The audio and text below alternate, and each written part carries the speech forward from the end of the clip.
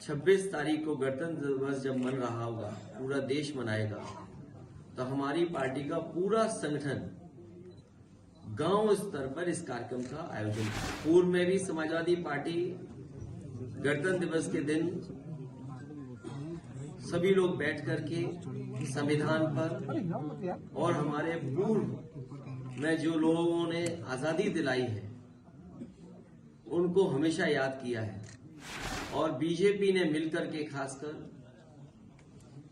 जानबूझ करके voter list में गड़बड़ियां की थी।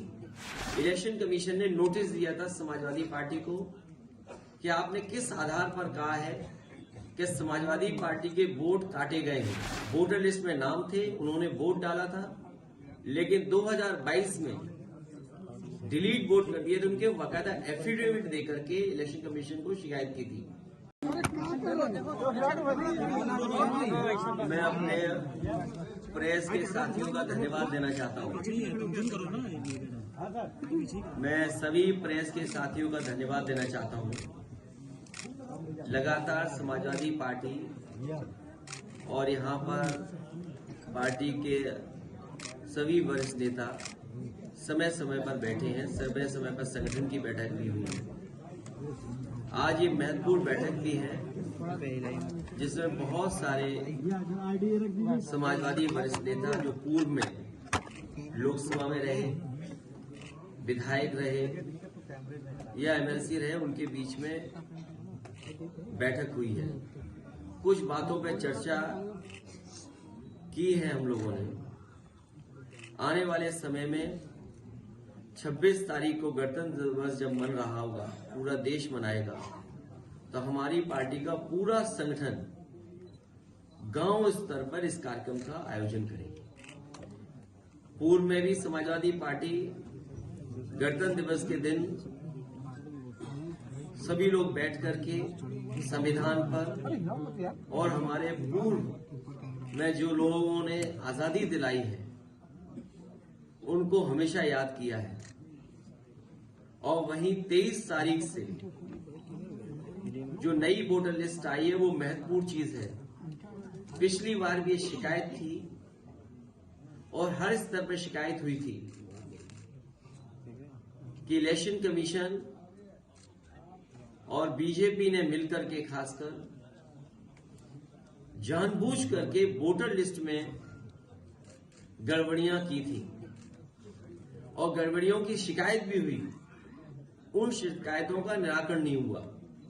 मुझे याद है इलेक्शन कमीशन ने नोटिस दिया था समाजवादी पार्टी को कि आपने किस आधार पर कहा है कि समाजवादी पार्टी के वोट काटे गए हैं। उस समय संगठन के लोगों से और पार्टी के लीडर्स ने हमें एक सूची दी थी जिसमें 18,000 वोट जो 2022 में डिलीट कर दिए गए थे।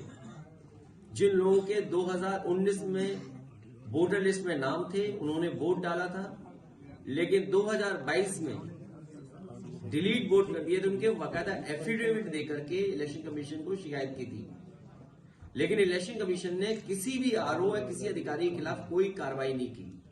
इसलिए 23 तारीख को जब नई वोटर लिस्ट आ जाएगी तो हमारी अपील है कि संगठन के सभी लोग, पार्टी के सभी वरिष्ठ नेता मिलकर के उस वोटर लिस्ट में जो समाजवादी पार्टी के वोटर छूट गए हैं या जानबूझ करके काटे गए हैं, उन सबको शामिल किया जाएगा।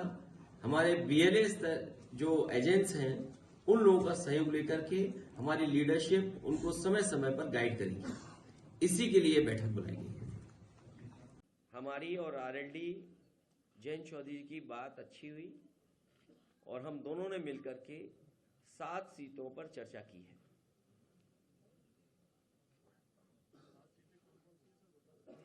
ये हम और जयंत चौधरी जी दोनों लोग जानते हैं।